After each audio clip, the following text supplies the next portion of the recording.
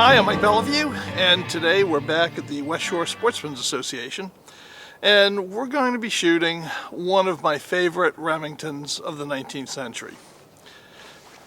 This is the Remington Police Model.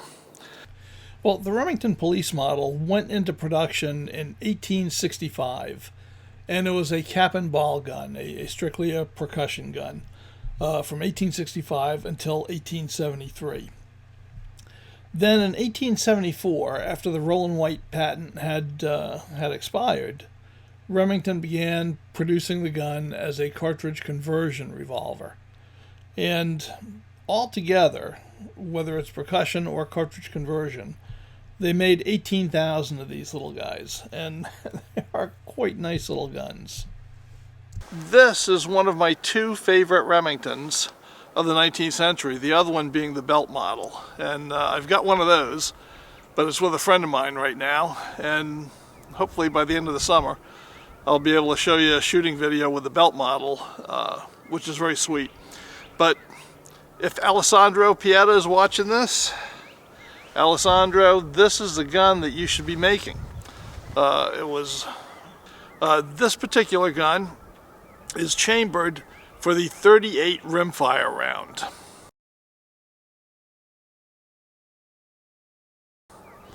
And that was one of the most common rounds in the early cartridge era. In fact, the 38 centerfire round, better known as the 38 short Colt and then the 38 long Colt that it evolved into, that didn't come around until 1873.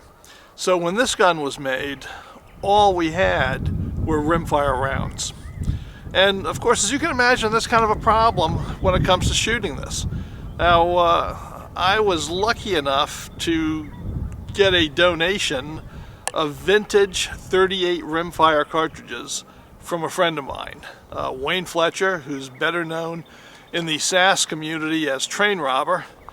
Gave me a handful of old copper-cased 38 rimfire ammunition, and we're going to try to shoot it today and see if it goes off. I hope it does. But I also reload 38 rimfire ammunition, and that is not an inexpensive or easy proposition. In fact, you've seen this gun before, and you saw it in the context of reloading 38 rimfire. So there's a two-part video series from probably 3 years ago on loading 38 rimfire and then shooting it in this gun. So I'm not going to cover loading it, but here's what the 38 rimfire handloads look like. They use a 22 caliber, 22 rimfire blank as their primer, and the case has been machined off center so that blank rests its rim on the 38's rim, right? So you got to position these things carefully to make sure that your hammer actually hits on the rim and sets them off. But I've had pretty good luck with them, but they are pretty difficult to load. It's not easy, but right now it's the only way we can shoot these. Now I will tell you a little secret. I'm working with David Stablo of Lodgewood Manufacturing and Kenny Howells. David is now partnered with Kenny in Howells Old West. So he's making cylinders with Kenny. And of course, David has his own business, Lodgewood Manufacturers, where they do a lot of defarbing and a lot of defarbing replicas, making them look like originals. And he does a lot of repair work on originals. And actually, he works on all of my originals. As far as cap and ball revolvers go, I send them to him to have the nipples replaced and all the things that need to be done to make sure they're safe to shoot before I take them out here. But I approached him about making a new back to my cylinder, and I'll show you what I mean in a minute when we're looking at it in detail. But making a back to my cylinder for 38 centerfire cartridges, right? Just like the Remington New Model Army R&D cartridge conversions that you can get from Taylor's and Company or from Howells Old West. Well, to have a custom one made just like that that fits this 38 Police, and that way I'll be able to shoot 38 short Colt and 38 long Colt in it, centerfire, and those will be much easier for me to load and a lot safer, because pounding in those 22 rimfire blanks can get dicey sometimes. So let's go take a look at this gun and how it's loaded, and then we'll do a little shooting with it.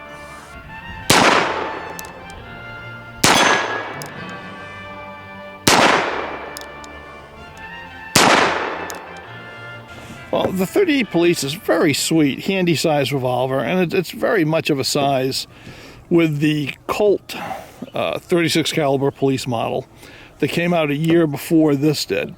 And in fact, they're so close in size that I made a holster for my Colt, and this Remington fits in it perfectly. So it's very compact, and this would have made a great gun for a Pinkerton agent or for any undercover operative in the 19th century. It's pretty much like a Dick Tracy snub-nosed revolver. I mean, it's just a beautiful little weapon, and much more comfortable to shoot than the 31 caliber pocket models, because it's got a much nicer trigger guard and more comfortable grip, I mean, to my mind. So here's how this works.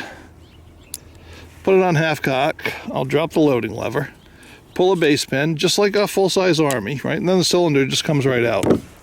So this is a two-piece cylinder, and you can see it's slotted for the hammer to be able to strike rimfire rounds. It's a 5-shot, and Remington loved these two-piece cylinders, right? So I'm going to be loading it with this vintage 38 rimfire ammunition. And we're going to see how well it does. Now, I have actually dipped the cartridge heads in lube before coming out here, because the original lube was all worn away from the grease grooves here.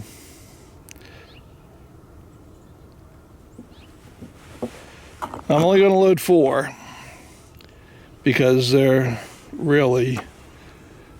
a safety notch, but it is not very viable.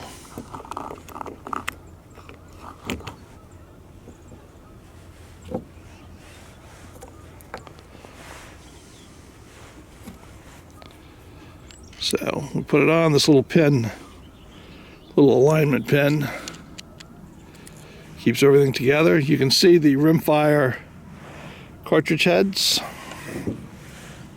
Let's put it in. We just pop her back in, give it a little twist, seat the base pin, and now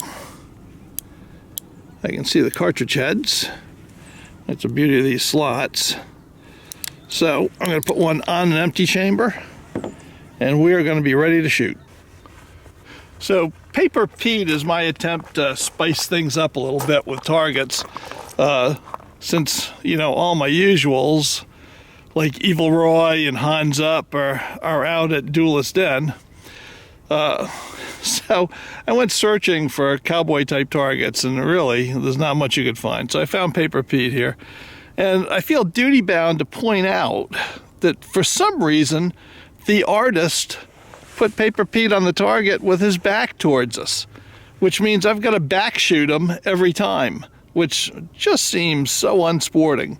I mean, really, how hard would it have been to turn him around so he was facing us? But anyway, there's Paper Pete, and you can just call me Back Shooting Mike. Okay, I've got the Remington Police Model loaded up with vintage 38 rimfire ammunition, and we got Paper Pete 15 yards downrange. And the first question is, will those cartridges even go off? And the second question, of course, is, if they do, well, how well will they shoot? And of course, how well will I shoot? So let's go see.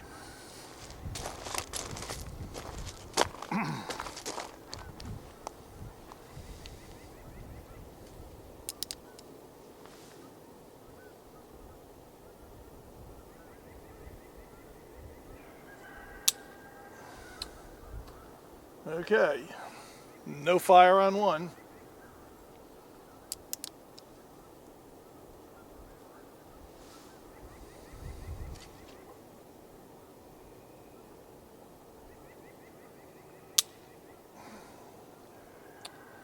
No fire on 2.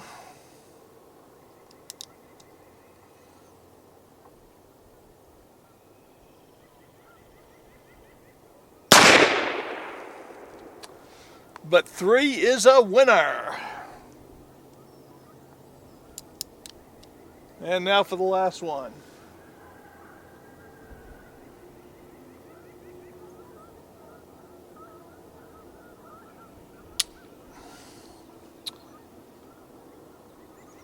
And nothing again.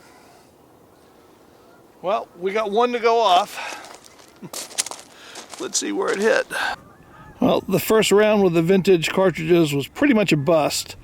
So let's show you how we empty this thing, and we'll take a look at them.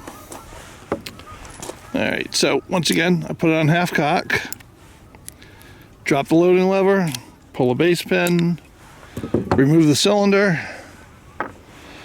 Okay, so I've got good clean hits on all of the rims. So it's not the gun's fault.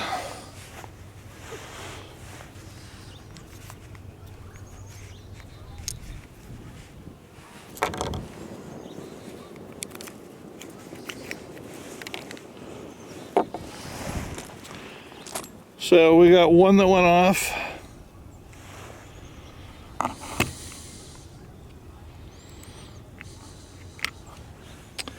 And we have 3 that didn't, that all have exactly the same kind of strike on the primers. Not good.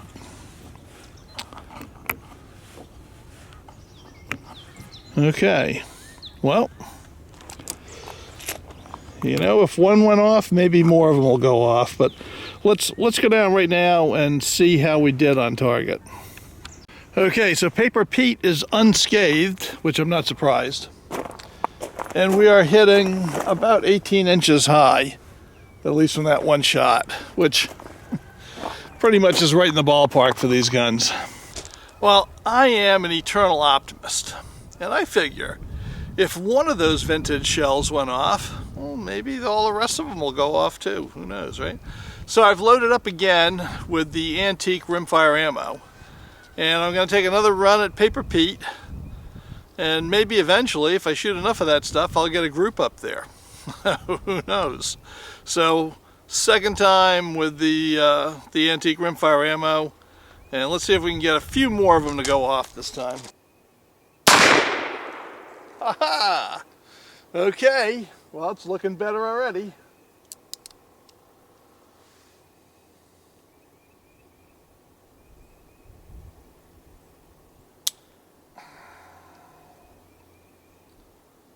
All right, I must have jinxed it. I'll have to keep quiet about my successes.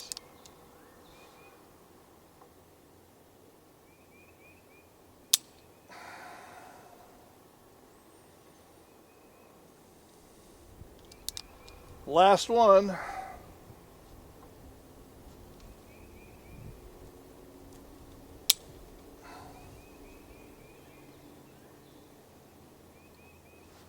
Okay, well, so we're running about 25%. Could be better. Okay, so true to form, quite high. I mean, lined up pretty nicely. It's too bad I couldn't get more of them to go off. So these are the 2 shots with the vintage 38 rimfire ammo. You know, when it comes to cap and ball revolvers of the 19th century, we have replicas of just about every major Colt model of cap and ball revolvers, but we are very limited on the Remingtons. I mean, we have the new model Army. We have a Navy model being made, but it's being made on the Army frame, which the original Navy model was not. It's the original Navy model in 36 caliber is slightly smaller in size than the 44 caliber Army model, and you know, it's a shame we don't have it.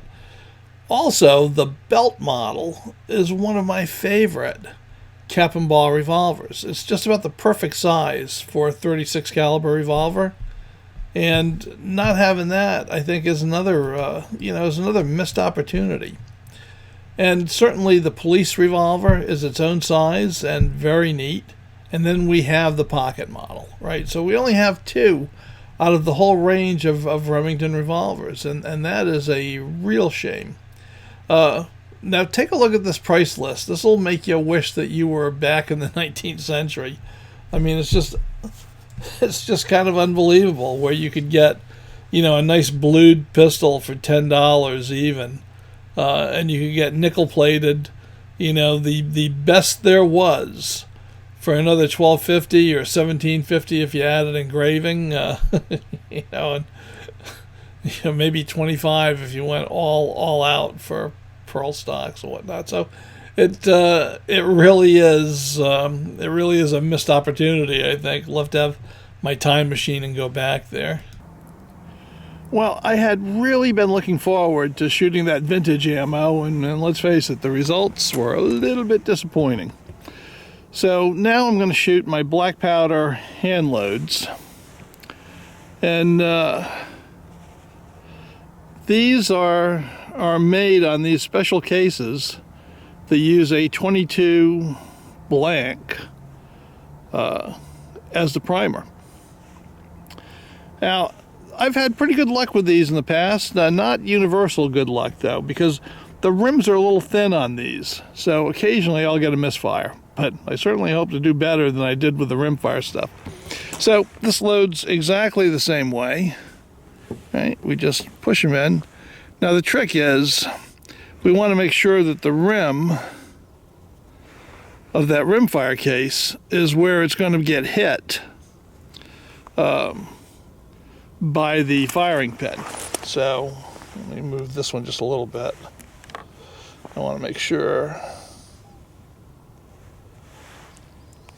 So I want to make sure that I've got really good positioning on this, because it's quite important. Because obviously the only thing that can go off is that Rimfire case.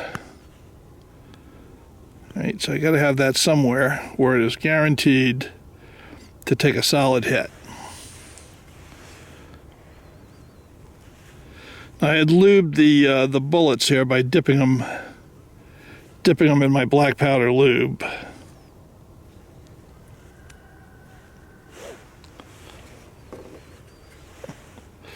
Which so far has not been an issue because it hasn't gone up off enough to gum up.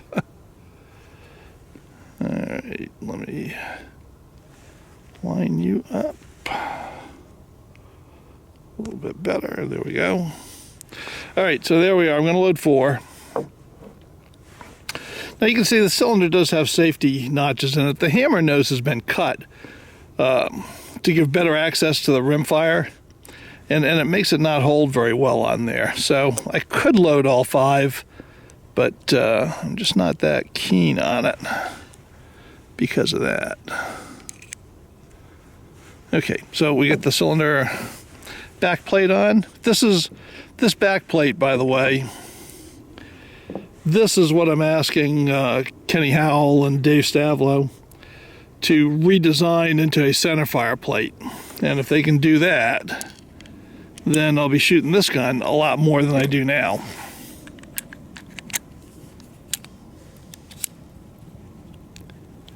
There we go, get it locked in. My empty chamber, and there we are, all ready to go. Well, the vintage ammo is a bit of a disappointment, but let's try my modern-made 38 Rimfire hand loads. See if they do any better.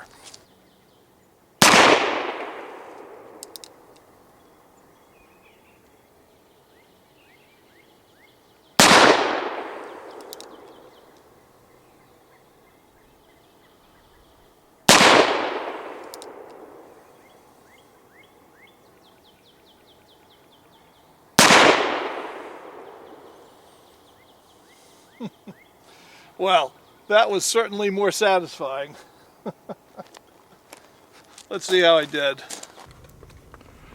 Okay, the orange spots represent my black powder hand loads. The black dots, of course, are the vintage ammo. So, I've only got 3 on here. I suspect I put 1 right over the top. It seems to be shooting a little bit higher, but, all in all, not too bad. Well, I've got a pretty good idea where I'm heading now. So I'm actually going to try to put some rounds into Paper Pete himself. And of course I'll be using my own black powder rimfire handloads. So let's see if the Remington police can stop Paper Pete in his tracks.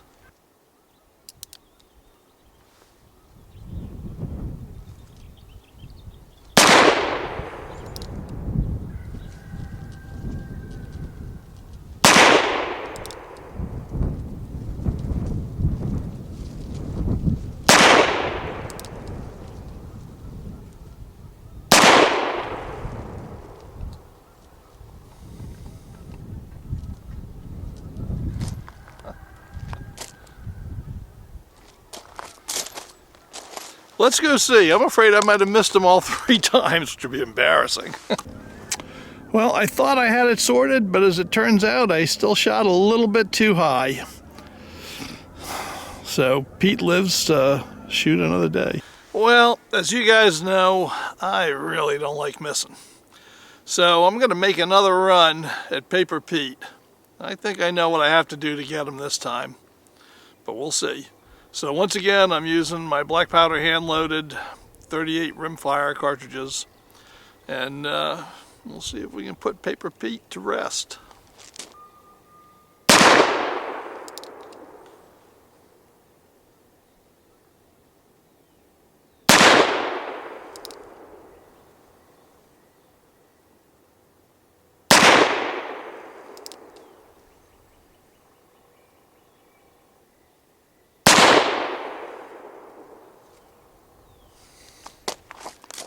I believe I got him. Let's go see. Well, considering I had to aim 18 inches low, I am not displeased. I missed one, just plain missed it. 1 in the thigh and 2 in the guts. I'll take that. So, bye-bye, Paper Pete. Well, I hope you enjoyed this look at my antique Remington Police Model revolver. And if you like this, please give it a thumbs up. It helps us come up in the algorithm.